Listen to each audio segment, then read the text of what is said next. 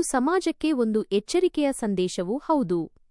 ಘಟನೆಯ ಸಾರಾಂಶ: ನಂಬಿಕೆಗೆ ದ್ರೋಹ ಎಸಗಿದ ಕಿರಾತ. ರಾಜಸ್ಥಾನದ ಒಂದು ಸಣ್ಣ ಪಟ್ಟಣದಲ್ಲಿ ಮಾನವೀಯತೆ ಮರೆತು ಸಂಬಂಧಕ್ಕೆ ಕಪ್ಪುಚುಕ್ಕೆ ತರುವಂತಹ ಘಟನೆಯೊಂದು ನಡೆದಿದೆ. ಕೆಲಸದ ಆಮಿಷವೊಡ್ಡಿ ಸ್ವಂತ ಭಾವನೆ ನಾದಿನಿಯ ಮೇಲೆ ದೌರ್ಜನ್ಯ ಎಸಗಿದ್ದಾನೆ. ಘಟನೆಯ ಹಂತಗಳು: ಯೋಜಿತ ಸಂಚು. ಆರೋಪಿಯು ಮೊದಲೇ ನಗರದ ಹೋಟೆಲ್ವೊಂದರಲ್ಲಿ ಕೊಠಡಿ ಬುಕ್ ಮಾಡಿದ್ದನು. ನಾದಿನಿಗೆ ನಂಬಿಕೆ ಹುಟ್ಟಿಸಿ ಹೋಟೆಲ್ಗೆ ಕರೆದೊಯ್ದು ಅಲ್ಲಿ ಆಕೆಗೆ ನೀಡಿದ ತಂಪು ಪಾನೀಯದಲ್ಲಿ ಅಮಲು ಪದಾರ್ಥ ಬೆರೆಸಿದ್ದನು. ಅಮಾನವೀಯ ಕೃತ್ಯ.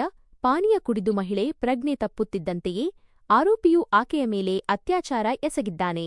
ಬೆದರಿಕೆ ಮತ್ತು ಬ್ಲ್ಯಾಕ್ಮೇಲ್. ಆಕೆಗೆ ಪ್ರಜ್ಞೆ ಬಂದ ನಂತರ ಈ ವಿಚಾರವನ್ನು ಯಾರಿಗೂ ತಿಳಿಸದಂತೆ ಬೆದರಿಕೆ ಹಾಕಿದ್ದಾನೆ.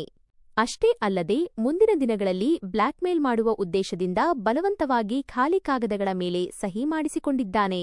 ಧೈರ್ಯದ ನಡೆ. ಇಷ್ಟೆಲ್ಲ ದೌರ್ಜನ್ಯ ನಡೆದರೂ ಕುಗ್ಗದ ಸಂತ್ರಸ್ತ ಮಹಿಳೆ ಧೈರ್ಯದಿಂದ ಪೊಲೀಸ್ ಠಾಣೆಗೆ ತೆರಳಿ ದೂರು ನೀಡಿದ್ದಾರೆ. ಪ್ರಸ್ತುತ ಸ್ಥಿತಿ: ಪೊಲೀಸರು ಈಗಾಗಲೇ ಪ್ರಕರಣ ದಾಖಲಿಸಿಕೊಂಡಿದ್ದು, ಸದ್ಯ ತಲೆಮರೆಸಿಕೊಂಡಿರುವ ಆರೋಪಿಗಾಗಿ ತೀವ್ರ ಹುಡುಕಾಟ ನಡೆಸುತ್ತಿದ್ದಾರೆ. ನೆನಪಿಡಿ: ಸಂಬಂಧಗಳ ನಡುವೆಯೂ ಜಾಗರೂಕತೆ ಇರಲಿ.